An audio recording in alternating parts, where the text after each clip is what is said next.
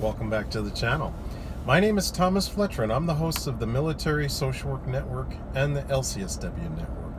If you're new to these channels, please do me a favor by smashing that like button, by subscribing to the channels, and by sharing this video with your social work colleagues and friends.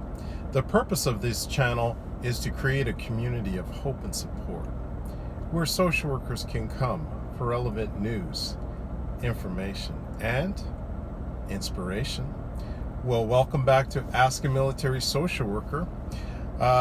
In today's show, we will be answering a question from Robin. So Robin states, new MHICM RN here of about 5 months now. I must say this is the most rewarding and fulfilling role I've ever encountered. I'm able to reach these veterans on a completely different level than what I'm used to. MHICM is my happily ever after. Any advice or suggestions would be greatly appreciated and welcomed. Well, Robin, thank you for sending this statement. You sent this statement from a previous video that I did on the MHICM program. MHICM is the acronym we use in the VA for Mental Health Intensive Case Management Program. So for the viewers that are not aware of this program, this is a intense case management program in the VA for veterans diagnosed with serious mental illness diagnoses such as schizophrenia, bipolar disorder, severe PTSD, major depressive disorder, and there's a few other diagnoses, but those are the most common ones.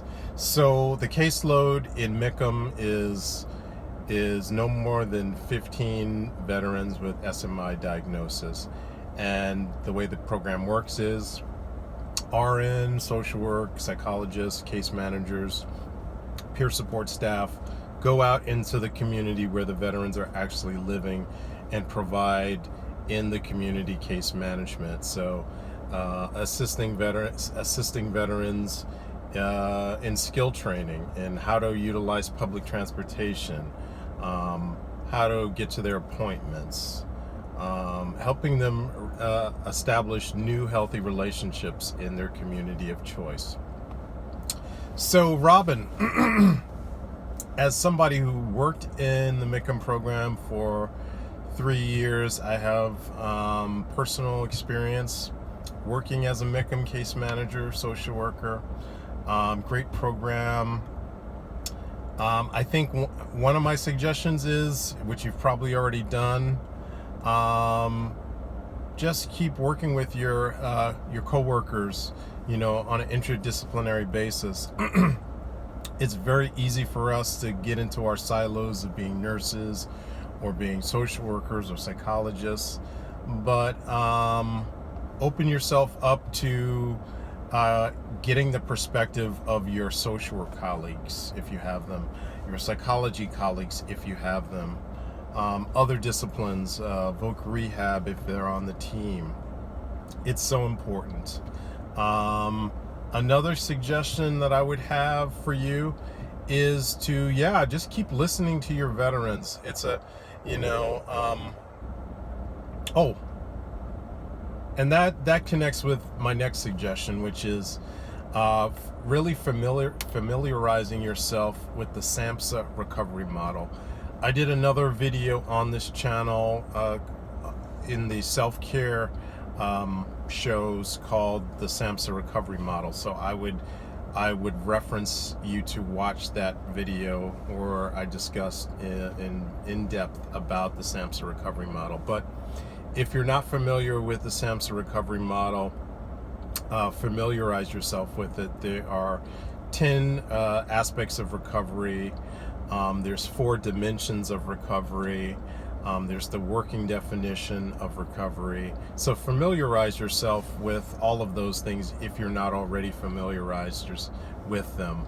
I think being fluent in the recovery model will help you tremendously as a MHICM RN, as a MHICM staff member, okay? I would also encourage you, if you're not familiar with your local recovery coordinator at your facility, to familiarize yourself with that person, because they are a subject matter expert on the SAMHSA recovery model, on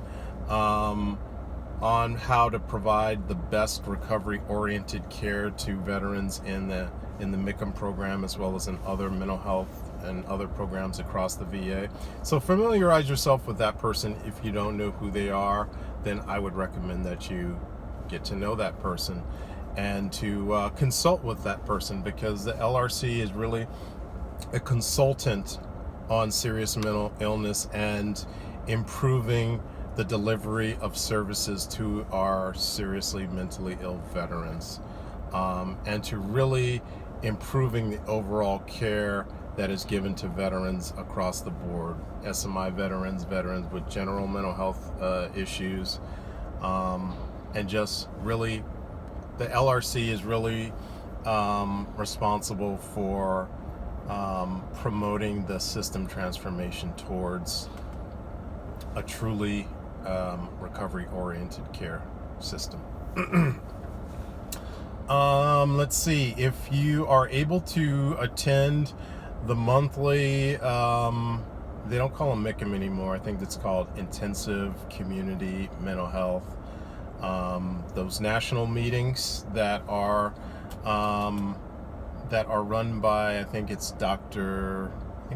Bradford. I think he's he's the national director for MHICM. Again, they call it something else now. Intensive.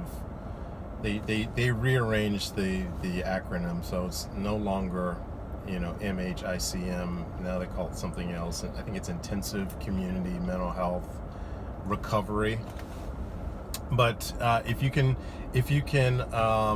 participate in those monthly calls, I think that will also give you kind of a big picture, and it gives you an opportunity to hear, because I do believe that they allow different sites to present best practices, so it'll give you insights on what other MHICM programs are doing across the country. Okay. Any other suggestions? Oh, yes. If you are not, if you do not have board certification in clinical case management, I would recommend that you go for that. There is one organization which I belong to. I am a board certified case manager with the Council on Case Management, CCMC.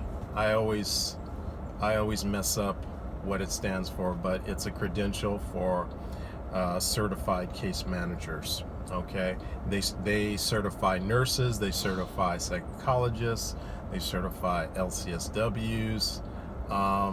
It's a very rigorous board certification, so I would highly, if you're already certified with a CCM under the organization is CCMC, but the credential is CCM, Certified Case Manager. Okay, so I just renewed my CCM at the end of November, and it's good for 5 years. Okay, it does require you to every 5 years you have to complete 80 hours of continuing education, but it's great.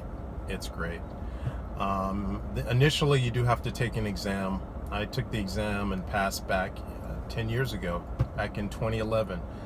I took the exam and passed the exam one day before I commissioned in the Army. So I have those two anniversaries back to back with each other.